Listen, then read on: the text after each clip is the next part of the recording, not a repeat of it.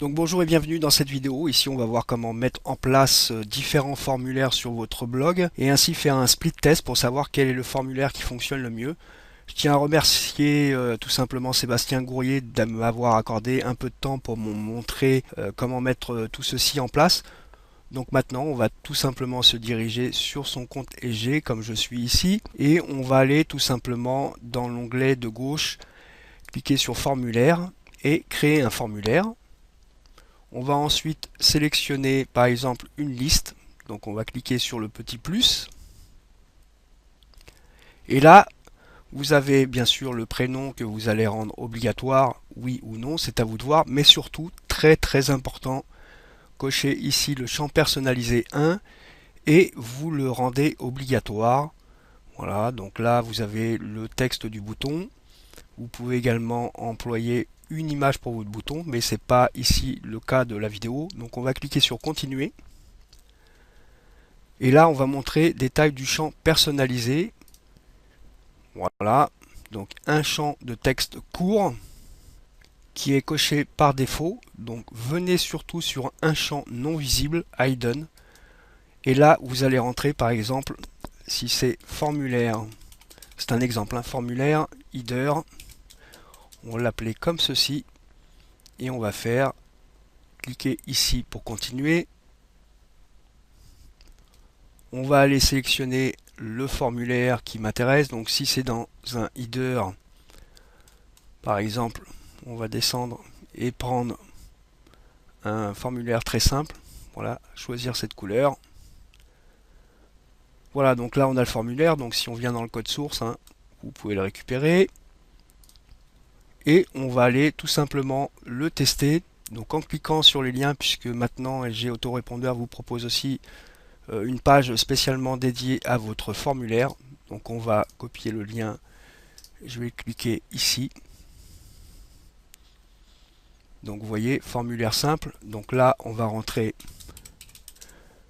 une adresse. Voilà. Et ensuite, je m'inscris. Donc là, comme j'ai pas configuré la page, hein, c'est une page en automatique G, mais celle-ci peut être aussi très bien configurée. Voilà, donc on va fermer la fenêtre. Donc maintenant, je décide tout simplement d'incorporer un formulaire non plus dans le header, mais soit dans un widget, soit dans mes articles. Auquel cas, je vais revenir sur mon premier formulaire, je vais le sauvegarder. Donc en cliquant sur Envoi du code HTML à votre webmaster. Donc là, je clique dessus, je vais enregistrer, voilà, par exemple, header, pour bien le retrouver. Voilà, donc là, j'ai créé mon premier formulaire, celui qui se trouve dans le header. Maintenant, je me dis, je veux incorporer un formulaire, ce coup-ci, dans le widget. Donc on va revenir tout simplement sur Accès au formulaire. On va bien entendu choisir la liste. Donc là, j'avais pris Graph Click Pro. On va venir sur le petit crayon pour l'éditer. Donc là, on voit que j'ai toujours le champ personnalisé 1, l'email, le prénom. Donc je fais cliquer ici pour continuer. On va montrer le champ. Et là, je vais l'appeler widget. Voilà, widget. Hein. Donc on fait ici cliquer sur continuer. Donc le widget, je me dis que je veux un formulaire qui soit plutôt vertical. Donc à vous de choisir la couleur. Donc on va prendre celui-ci. Voilà. J'avais oublié de vous montrer sur le premier, mais vous mettez votre accroche. Ça peut être aussi un moyen de tester vos différents formulaires avec des accroches différentes. On le valide. Et on va, comme pour le premier, le tester. Copier l'adresse du lien. Donc vous pouvez cliquer aussi dessus. Je le mets dans mon navigateur. Voilà, là j'ai le formulaire.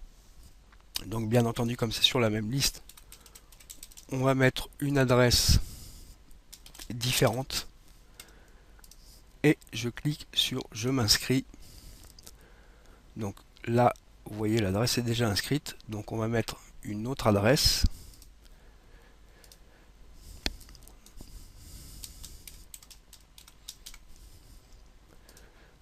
Voilà, je m'inscris, celle-ci aussi. Et oui, parce que moi je fais différents tests. Donc on va faire contact et je clique sur je m'inscris. Votre inscription s'est correctement déroulée. Donc je vais fermer la fenêtre, je reviens sur mode autorépondeur. Voilà. Donc on n'a pas vu, mais effectivement là vous pouvez parfaitement modifier la taille de votre formulaire. Alors celui-ci étant vertical, je pense que les modifications, si je passe à 700 en sauvegardant les modifications, ne sera pas le plus adapté. Donc si vous voulez vraiment un formulaire en largeur, prenez une base horizontale. Donc là je vais cliquer sur sauvegarder le code et je vais l'appeler ce coup-ci widget. Enregistrer. Voilà, donc là j'ai mes deux formulaires que je pourrais réincorporer à l'occasion.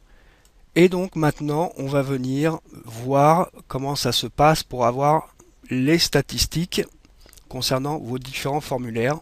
Donc vous allez vous rendre dans le menu de gauche et vous allez cliquer sur autre gestion des abonnés et vous allez faire analyse des réponses d'un sondage. Vous allez sélectionner bien sûr la liste sur laquelle vous avez créé plusieurs formulaires. Donc j'ai choisi Graphic Click Pro et on va faire ici sur continuer. On va dire sur le champ personnalisé et obtenir l'analyse. Donc vous voyez ici sur le graphe, pas d'information puisque j'avais un formulaire de capture en simple opt-in puisque ce sont des clients, mais sur le formulaire widget et le formulaire header, je vois que j'ai le nombre d'abonnés 3, puisqu'effectivement j'ai rentré deux adresses email qui étaient déjà existantes et une adresse sur le header qui n'existait pas dans la base. Donc voilà, là je vais pouvoir effectivement faire des statistiques sur les différents formulaires, que ce soit sur celui du header, celui du widget.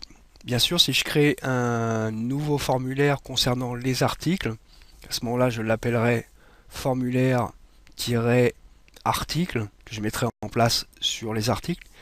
Et ça va me permettre tout simplement de pouvoir faire des split tests et de voir quel est le formulaire qui fonctionne le mieux.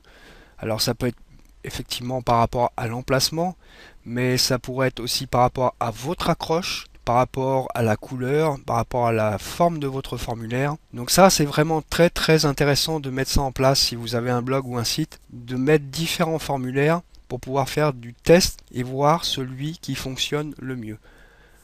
Donc je remercie Sébastien de m'avoir montré cette astuce, puisque je cherchais depuis un moment comment faire un split test. Et là franchement c'est très simple, d'autant plus qu'à chaque fois que vous créez un formulaire, vous avez vu, j'ai sauvegardé celui-ci dans un fichier texte qui me permet tout simplement de venir le modifier ou de le réincorporer ailleurs sur le blog. Donc je vais amener quelques précisions concernant les formulaires, puisque j'ai parlé d'emplacement comme le header, le widget et les articles.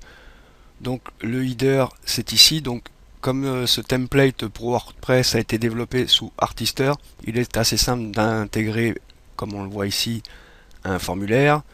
Vous avez la partie widget qui se trouve ici, et vous avez également, si on vient sur un article, le formulaire qui se trouve ici. Alors celui-ci est généré tout simplement par le plugin Opt-in Manager de Cleor Edition. Le widget avec l'outil qui est par défaut avec WordPress bien sûr. Et donc là je rappelle que dans le header, le formulaire a été mis en place grâce à Artister qui permet de générer les formulaires. Voilà. Donc il existe bien sûr d'autres plugins pour pouvoir intégrer celui-ci sur vos articles. Je crois d'ailleurs qu'EG propose une solution aussi. Voilà, donc c'était vraiment pour vous délimiter les emplacements. Donc ça permet tout simplement, comme on a vu dans la vidéo, de pouvoir déterminer quel est le formulaire qui obtient le plus de résultats. Allez, je vous dis à bientôt pour une nouvelle vidéo. Merci.